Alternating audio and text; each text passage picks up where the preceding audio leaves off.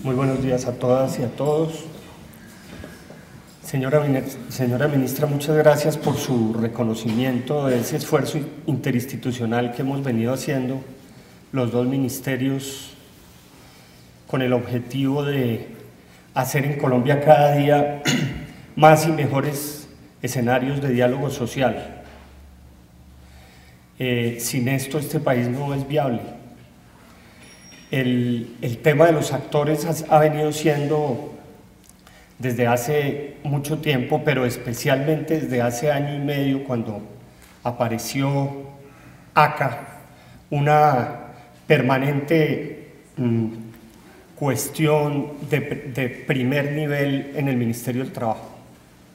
Creemos que tenemos además de una profunda convicción del ministro, quien a este evento ha mandado un gran abrazo a todas las actrices y actores y piensa si es posible desmontar la hora de un viaje, venir a cerrar el evento y conversar con ustedes.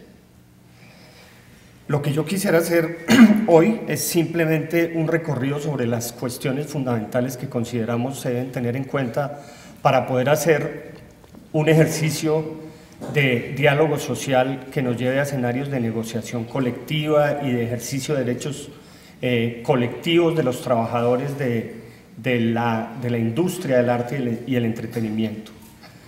Son como unos tips básicos que consideramos se deben tener en cuenta en este ejercicio.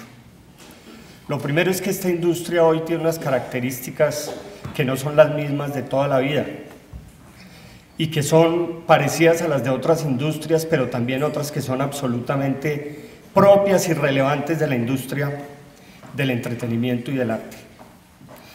El primero es que el avance tecnológico en todo el mundo y la globalización hace que este no sea el mismo negocio de antes. Las TICs en el mundo entero han hecho que este negocio y todos los negocios sean absolutamente diferenciados en su manera de comportarse y especialmente en la manera como se va estructurando cada día en forma diferente el mercado en general del negocio, pero específicamente el mercado laboral y la organización del trabajo en la industria.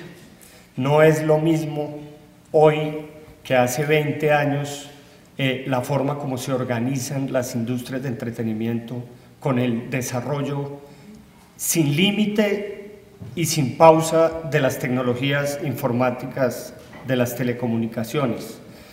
Nosotros, por compromiso con ustedes, con ACA, hemos hecho acercamientos con algunas de las empresas más grandes que tienen relación con el negocio y específicamente con la televisión, y nos han planteado que tienen una grave incidencia de este tema que estoy mencionando en el negocio de la televisión y cómo está hoy y en qué se diferencia de cómo era antes.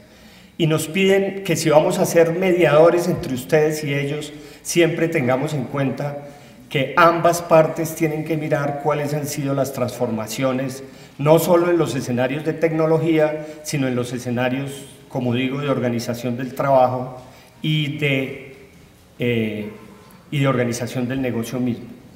Esto lleva a mencionar con claridad que hoy hay menos empleos en la industria que lo que había antes, y especialmente en Colombia.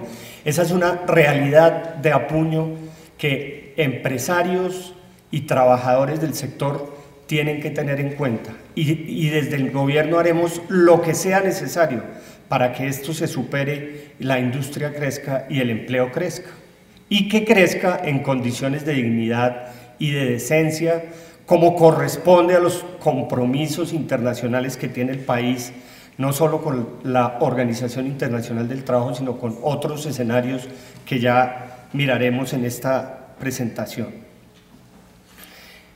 Y esa organización del trabajo ha hecho que el trabajo de los actores y actrices y de la gente del sector cada vez se regule más como condiciones jurídicas o relaciones jurídicas independientes y no dependientes o con contrato de trabajo.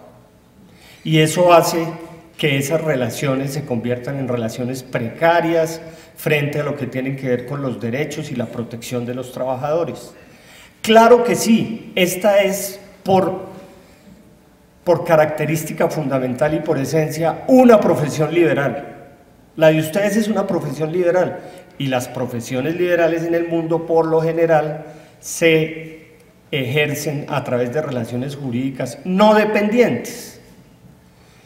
Pero no todos los trabajadores, no todos los profesionales que tenemos profesiones liberales, yo también tengo una que es abogado, tenemos la característica de ser profesionales independientes. Por lo general los independientes son los exitosos, los más exitosos. Los menos exitosos o los que están empezando en el trabajo son los que necesitan relaciones de trabajo con con mejores y más altos grados de protección de la legislación laboral y de la seguridad social.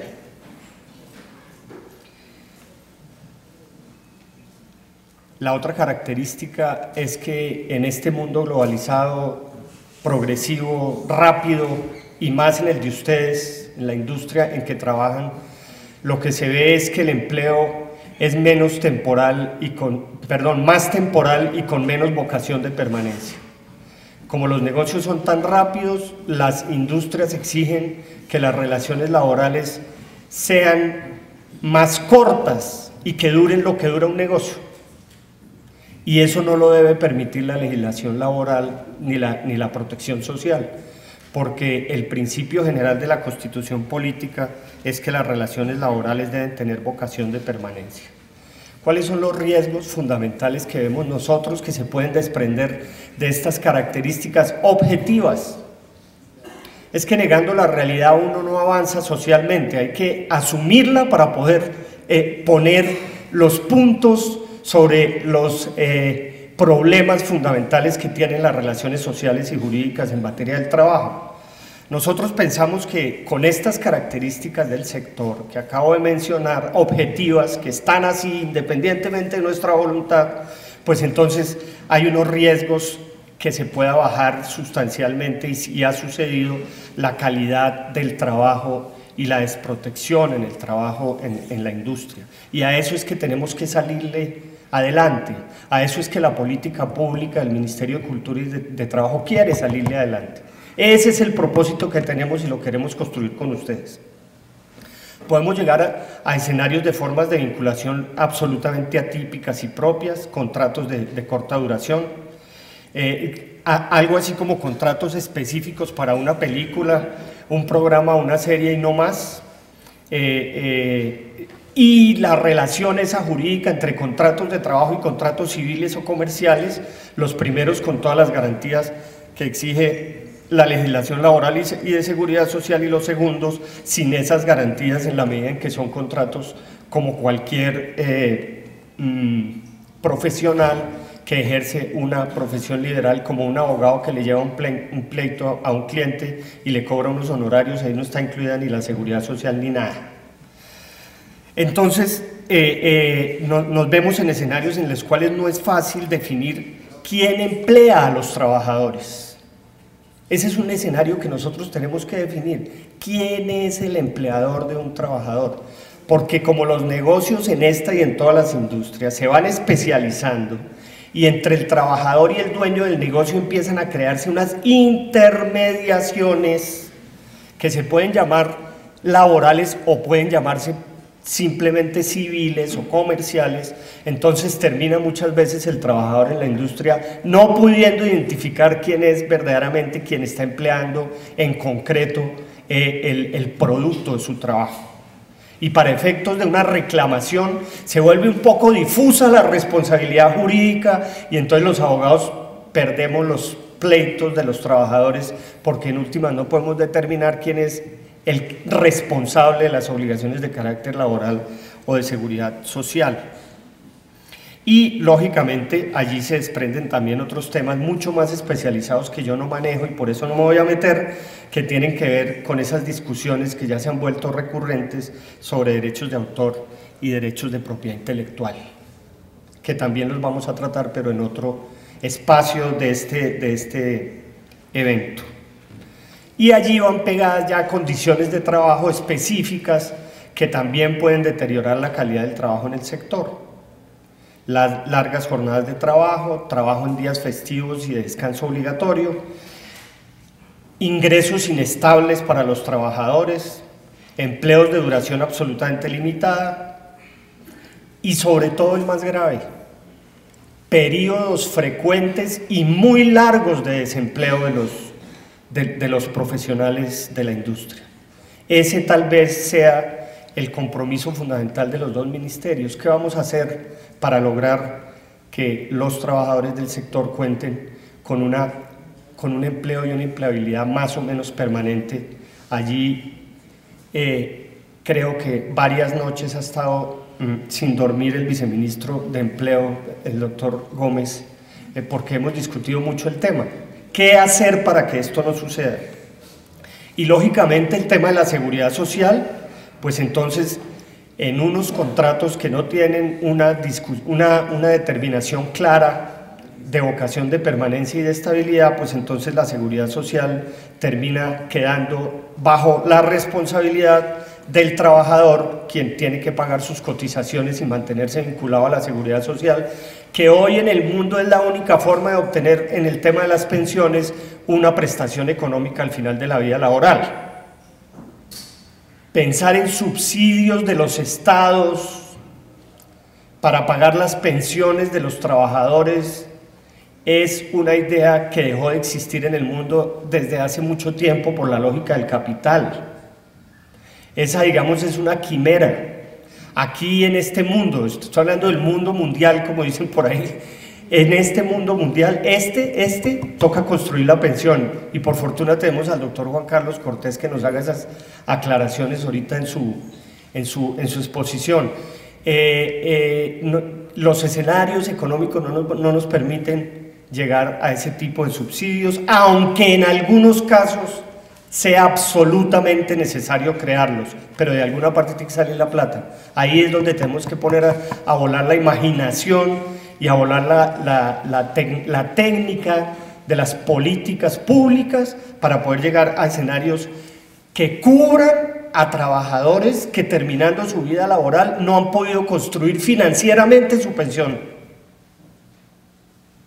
Y por eso el gobierno ha venido trabajando en el sistema de seguridad social, en los beneficios económicos periódicos y metiéndole toda la plata del mundo al programa de Colombia Mayor, de lo cual no voy a hablar porque mis colegas que posteriormente harán uso de la palabra lo harán. Y lógicamente esto nos podría llevar a bajos niveles de protección y seguridad social. Estos son los riesgos, pero quiero que pongamos estos riesgos y estas condiciones objetivas del negocio frente a los compromisos internacionales en materia de trabajo como categoría de los derechos económicos, sociales y culturales y de la seguridad social que tiene Colombia frente al mundo, porque de ahí es que hay que empezar a hacer la reflexión para poder mirar cómo es que toca actuar en estos temas, desde la Carta Internacional de los Derechos Humanos, pasando por el Pacto Internacional de Derechos Civiles y Políticos, la Declaración Universal de Derechos Humanos, el Pacto Internacional de Derechos Económicos, Sociales y Culturales de San Salvador y todos los convenios y recomendaciones de la OIT, todos, sin distinción, tienen un componente relacionado con el trabajo y la seguridad social como derecho humano fundamental, y Colombia los ha suscrito todos.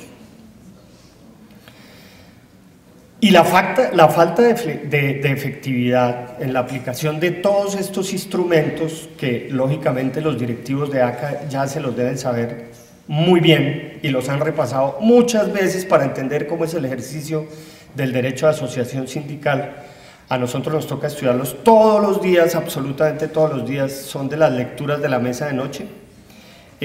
Si no le ponemos la lupa a la efectividad en la aplicación de estos instrumentos, vamos a tener unas consecuencias negativas que tienen que ver con la globalización, pero que también impactan indirectamente la productividad la competitividad de las empresas. Este no es un problema específico y solamente del sector de los trabajadores. Empresas sin niveles de estándar mínimo frente a los convenios internacionales que acabo de mencionar terminan siendo no productivas. Un trabajador que no tiene condiciones y calidades de estabilidad laboral, de dignidad y de decencia en su trabajo, no es un trabajador productivo. Y eso puede terminar inclusive impactando la misma posibilidad de existencia de las empresas. Este tema de la flexibilidad laboral que viene con la globalización es una realidad, pero no tiene por qué ser perverso. Tenemos una discusión en Colombia sobre la tercerización laboral y vamos llegando con las organizaciones sindicales y con las empresas como a unas conclusiones en las cuales podríamos decir que Colombia no prohíbe la tercerización laboral. Aquí no está prohibida, como puede estar prohibida en Venezuela o en Ecuador, pero lo que sí está prohibido es usar la tercerización laboral para violar derechos laborales, como por ejemplo tercerizar una empresa con el fin de acabar el sindicato, o tercerizar una empresa para dejar a la gente por fuera de la seguridad social, o crear condiciones de desigualdad evidente entre unos y otros trabajadores, o terminar las convenciones colectivas o los pactos colectivos. Para eso es que no se puede usar la tercerización laboral. Y por eso todo este tema de las reformas estructurales, la liberalización del comercio y los tratados de comercio han creado condiciones de pobreza, desempleo, desigualdad y precarización. Pero esto yo no lo saqué de un comunicado de la CUT, lo saqué de documentos del Banco Mundial, del Fondo Monetario Internacional, de la OCDE. Ellos están mencionando que estas podrían ser las consecuencias de una globalización mal entendida y mal aplicada. Por eso el trabajo decente, que es la reflexión de esta intervención, tiene que ser primero un concepto que se aplique a todo el mundo, un concepto universal, sin excepciones, para todas y todos, pero con un enfoque fundamentalmente de derechos. Esto, cuando uno habla de un enfoque de derechos, a veces se entiende como una entelequia de esos discursos que se repiten permanentemente y que uno no termina nunca entendiendo qué quiere decir enfoque de derechos.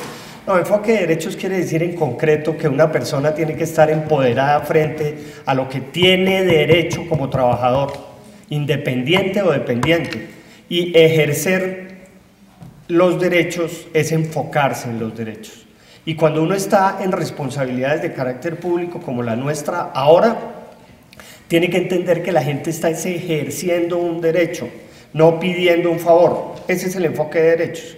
Entonces, recibir a ACA y trabajar con ustedes en diálogo social, acercar a las empresas del sector para discutir con ellas, hacer este evento desde los dos ministerios tiene un enfoque de derechos, porque es el derecho de asociación sindical y el derecho al diálogo social que los asiste a ustedes y que es responsabilidad del Estado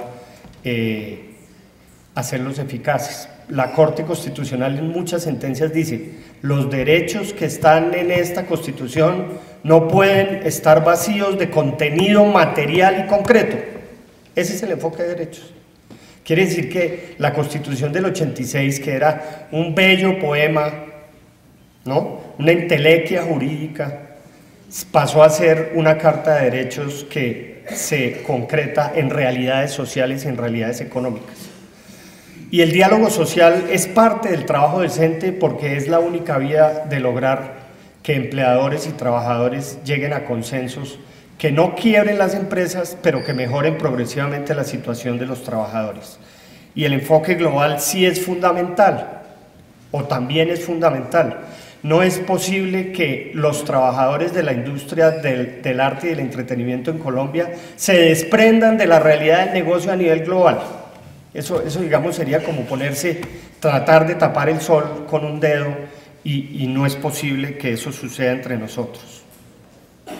¿Cuáles son los pilares entonces del trabajo decente desde el punto de vista de la definición de la OIT? Lo primero es el empleo como derecho.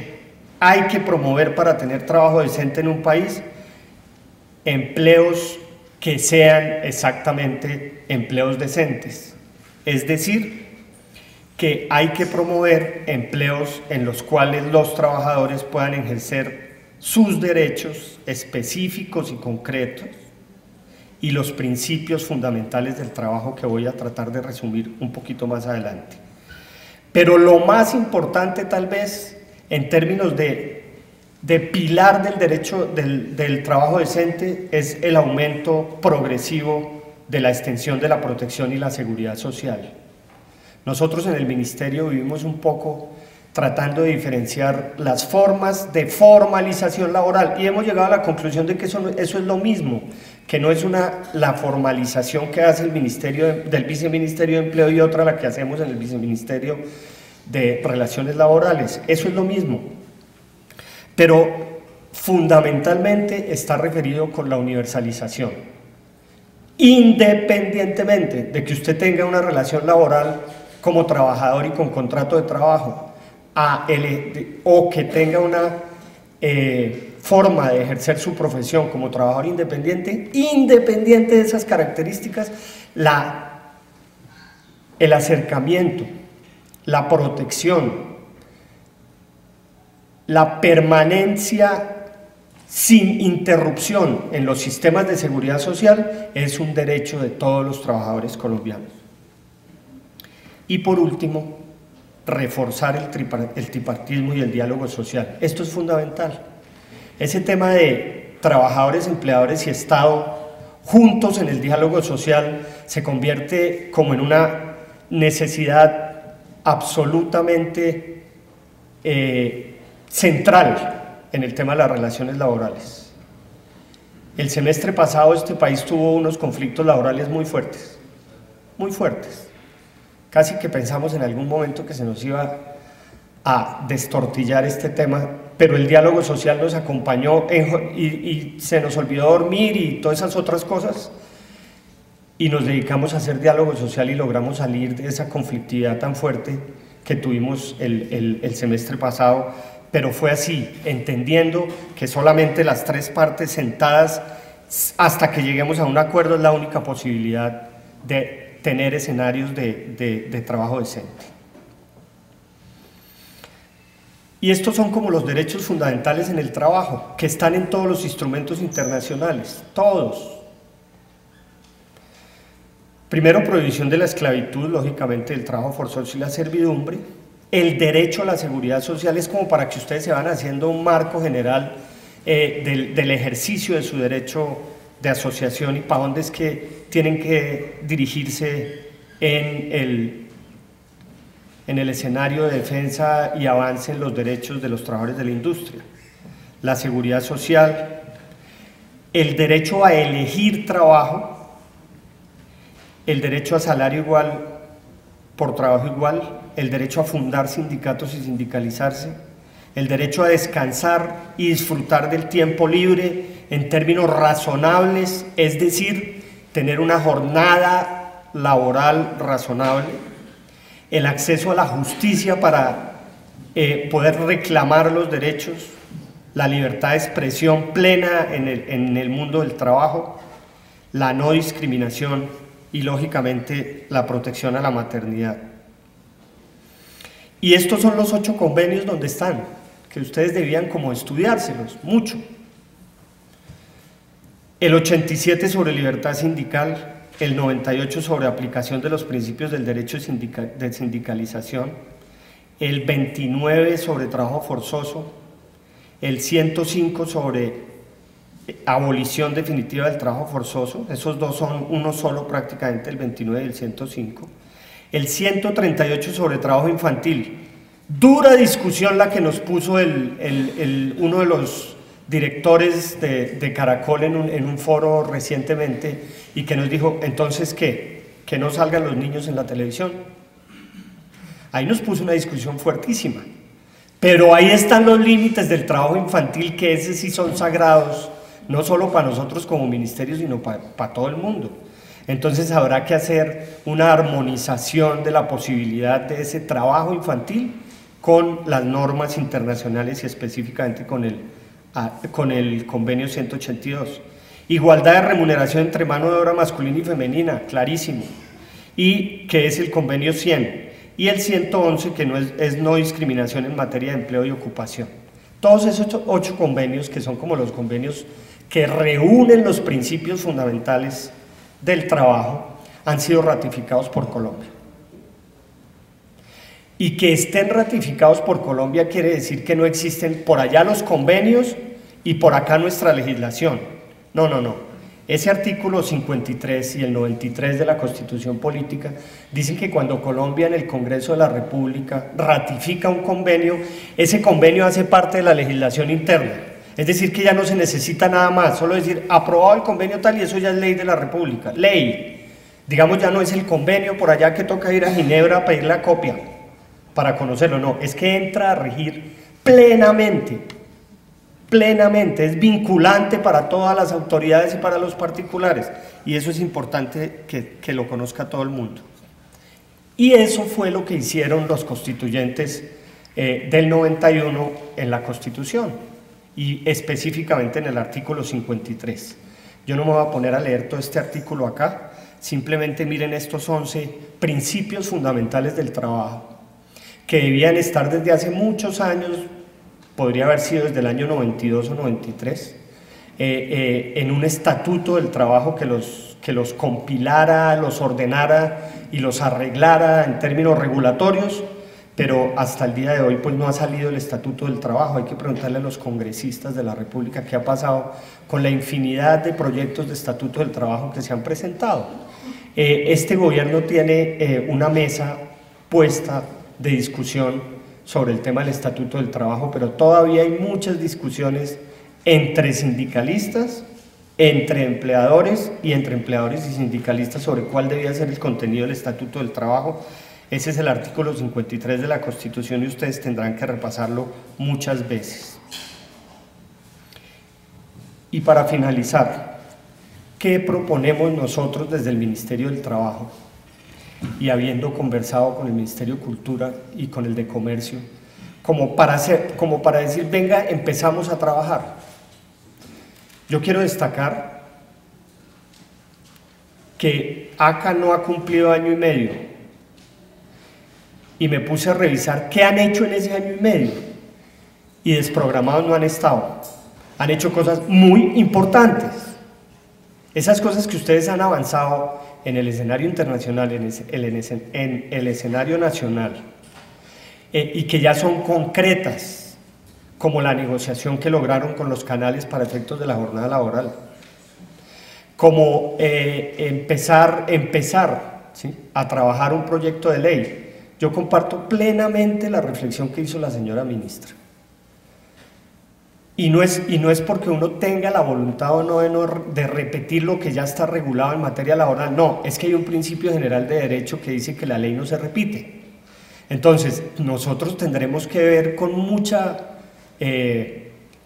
juicio el texto que ustedes están trabajando sobre ley estatutaria, ¿sí?, o estatuto, porque es que eso sí es o sea, no hay que regular lo que ya está regulado. Nosotros tenemos que sentarnos a mirar qué se puede negociar, qué se puede mejorar en la relación laboral, sin necesidad de sacar más normas, que de golpe repiten las que ya están. En eso coincido plenamente, pero además por un principio básico de derecho, que es que la ley no se repite. Entonces ahí nos sentaremos y tendremos, como ustedes saben, las oficinas nuestras abiertas para la discusión todo el tiempo. Y ese es como lo primero, hacer una unidad de voluntades frente al diálogo social es fundamental, pero también queremos trabajar en unas estrategias de formación profesional que responda a las necesidades reales del sector. ¿Qué necesita la gente que trabaja en el sector y sobre todo la gente que está arrancando en este tipo de trabajos para formarse en su profesión? Ahí tenemos a las universidades públicas, tenemos al SENA y otras entidades desde el Ministerio de Cultura que podrían aportar muchísimo en esto. Y lógicamente ya dije lo de los espacios de diálogo social. La tercera es que si bien existe un sistema general de pensiones, un sistema general de seguridad social en salud y un sistema general de riesgos laborales y un sistema de protección social de beneficios económicos periódicos. Nosotros sí queremos abrir con ustedes una discusión en términos de seguridad social. El ministro del Trabajo me dio la orden específica de hacer este comentario. No es posible que personas que han trabajado mucho tiempo vean al final de su vida laboral una desprotección absoluta y no tengan, digamos, posibilidades de suplir en algunos casos los mínimos o el mínimo vital de esas personas y de sus hijos. Cuando le han servido a la industria tanto tiempo, allí habrá que discutir cómo se hace para lograr avances en ese sentido. Y, lógicamente, una permanente discusión de la promoción de derechos fundamentales en el trabajo, en la perspectiva que vengo manifestando de trabajo decente. Y la quinta es la del fortalecimiento de los interlocutores sociales. Queremos que ACA sea una realidad y un sindicato fuerte, un sindicato grande, un sindicato responsable, un sindicato inteligente, como lo ha demostrado en este año y medio. Están sobrados, ustedes sí pueden mostrarle a sus afiliados que han trabajado muchísimo. Queremos que no se vayan a dividir. La gran tragedia del movimiento sindical colombiano hoy, se los quiero decir, porque soy el responsable de esa política pública, es la explosión, ese Big Bang de sindicatos que tenemos hoy en el mundo del trabajo. Eso es una realidad verdaderamente grosera frente al panorama internacional. Yo no puedo decir en la OIT, y aquí que hay representantes del movimiento sindical de los actores en otros países, que en una entidad pública como el IMPEC tenemos 54 sindicatos. Eso no ayuda al diálogo social, rompe totalmente la lógica de la negociación colectiva y lógicamente rompe también la vocación de unidad que deben tener los trabajadores para hacer efectivo ese derecho sindical frente a los empleadores, sean del sector público o del sector privado. Esas eran entonces las reflexiones que yo quería dejar para el debate sobre el tema de trabajo decente en el sector del arte y del entretenimiento. Ahí dejo esas, pero quedamos abiertos lógicamente al foro que al finalizar las primeras intervenciones vamos a tener con ustedes. Muchas gracias. Todos por un nuevo país. Paz, equidad, educación.